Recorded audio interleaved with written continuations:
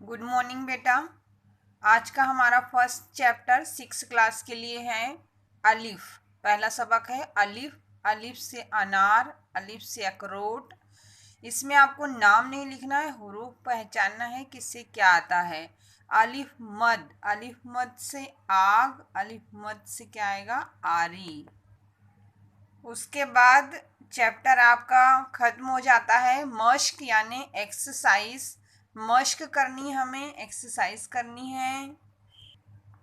मश्क में पहला आपका सवाल है, इन हुरूफ को लिखें। यानी जैसे है अलीफ अलीफ अलीफ अलीफ, ऐसे लिखते जाना है आपको। अलिफ मद आ, अलिफ मद आ, इसी तरह से लिखना है।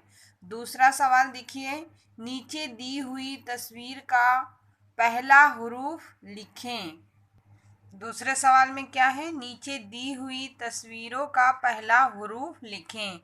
तो आप देखो तस्वीर ध्यान से, क्या है पहला, अनार किससे आएगा, अ से, अलिफ से। आँख अलिफ से आएगी। अलमारी और आम, आपको ये पहचानना है ये कौन सा हुरूफ अलिफ से आएगा और कौन सा हुरूफ अलिफ मद आ से आएगा। ठीक है बेटा।